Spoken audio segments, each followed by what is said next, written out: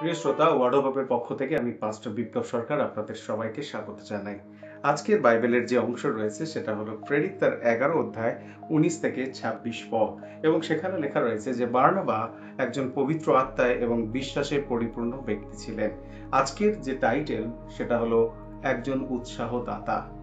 বাইবেলের অনেক চরিত্র রয়েছে যে চরিত্রগুলো যিশু ছাড়া আপনার পছন্দের হতে পারে।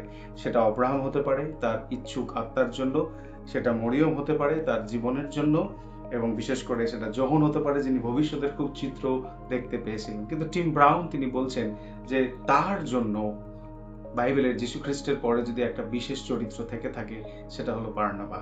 হ্যাঁ, বার্নাবা সম্পর্কে বাইবেল বলে তিনি পবিত্র আত্মায় এবং বিশ্বাসে পরিপূর্ণ একজন ব্যক্তি ছিলেন, এবং তিনি শিষ্যদের সেই সাথে সাথে তিনি সেই কাজ দেখাশোনা করতেন।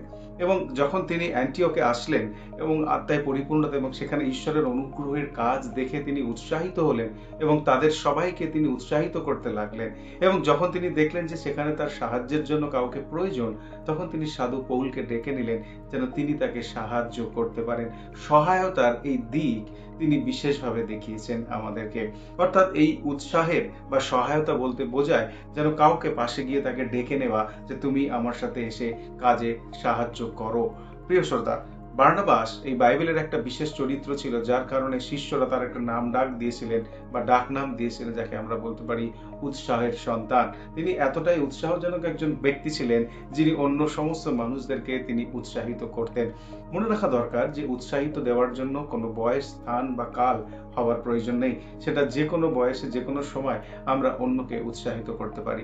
একবার চিন্তা করে দেখুন যে আমাদের চারিদিকে যে লোকেরা প্রত্যেক দিন সংগ্রাম করে যাচ্ছে, জীবনের কঠিন পরিস্থিতির সাথে লড়াই করে যাচ্ছে, আমরা তার পাশে থেকে যদি তাকে উৎসাহ দিতে পারি সেটা তার কাছে কত আশ্চর্যের।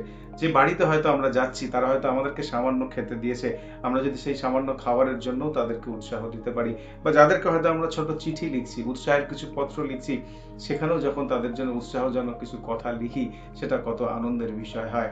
টিম ব্রাউন তিনি এরকম বলেছিলেন যে মানুষের সমালোচনা করা খুব সহজ, কিন্তু কাউকে উৎসাহ দেওয়া অত্যন্ত কঠিন কাজ।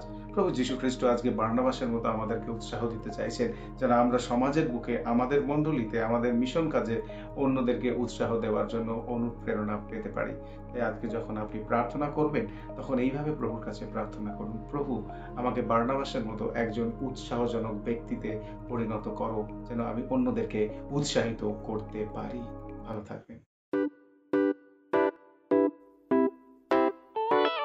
পুরাতন গেল শেষের পাতা,